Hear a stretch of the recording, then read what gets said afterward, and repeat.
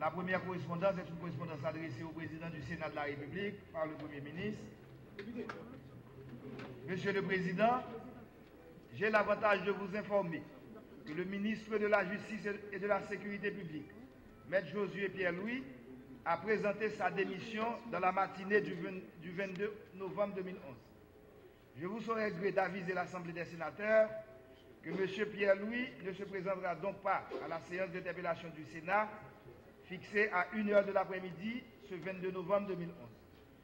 Je vous fais parvenir, sous couvert de la présente, une copie de la lettre de démission du ministre de la Justice et de la Sécurité publique. Je vous prie d'agréer, Monsieur le Président, l'expression de ma haute considération. Une deuxième correspondance. Monsieur le Premier ministre, c'est la correspondance du ministre Josué Pierre-Louis adressée au Premier ministre. J'ai l'honneur de vous présenter mes compliments et je profite de l'occasion pour vous remercier d'avoir, en accord avec le Président de la République, fait appel à moi pour vous accompagner dans votre difficile mission au service de l'État. Cependant, la conjoncture actuelle me commande de vous présenter ma démission comme ministre de la Justice et de la Sécurité publique. Le climat actuel ne me permet pas de mettre en œuvre avec toute la sérénité nécessaire la feuille de route qui m'a été confiée.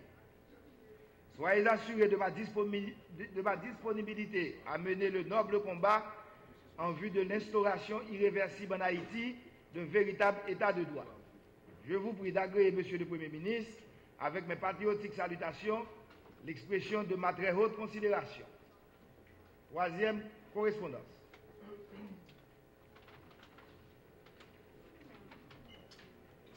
Honorable Jean-Rodolphe Joisy, président du Sénat de la République en sa bureau. Monsieur le Président, le Premier ministre vous présente ses compliments et vous avise que suite à la démission du ministre de la Justice et de la Sécurité publique, M. Josué Pierre-Louis, l'intérim sera assuré par le Premier ministre Gary Coney. Il vous saurait gré d'en informer l'Assemblée des sénateurs. Le Premier ministre saisit l'occasion pour vous renouveler, Monsieur le Président, l'expression de sa haute considération.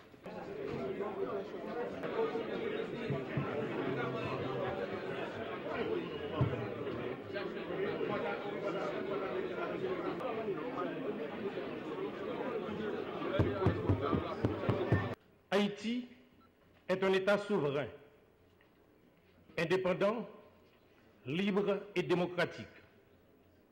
Elle est constituée de 3 pouvoirs. L'exécutif chargé de veiller au respect et à l'exécution de la Constitution, à la stabilité des institutions et à la continuité de l'État.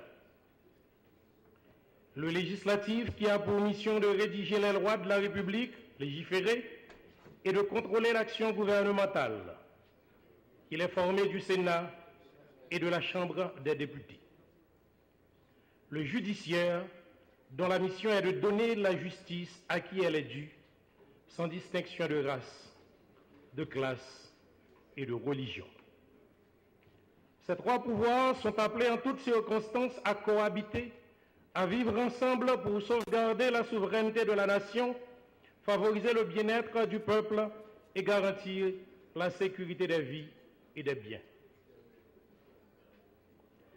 Le jeudi 27 octobre 2011, entre 17h45 et 18h, différentes unités de la police nationale d'Haïti, accompagnées par des troupes de la MINUSTA mobilisées pour la circonstance, ont procédé à l'arrestation du député en fonction, l'honorable Arnel Bélizer, représentant de la circonscription d'Elma Tabar.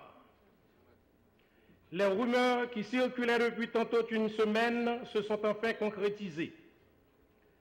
Le député appréhendé a été conduit à la prison civile de Port-au-Prince, le pénitencier national, et y est resté toute une nuit. Il a été déposé le lendemain après-midi sur la cour des locaux de la Chambre des députés, sans autre forme de procès. Cet acte a causé l'émoi au sein de la communauté parlementaire. Il a suscité la réprobation de la société haïtienne et a valu à la République les vertes remontrances des nations amies. une vague de confusion entoure l'arrestation du député. Personne ne semble en mesure d'expliquer de manière convaincante les raisons qui ont porté un officier du ministère public à faire procéder à l'arrestation du député, acte qui, selon toute évidence, est en violation systématique de la Constitution et des lois haïtiennes en vigueur. Il n'a pas été non plus possible de déterminer, en dehors du commissaire du gouvernement, qui sont les autres responsables du gouvernement et ou de l'État impliqués dans cette affaire.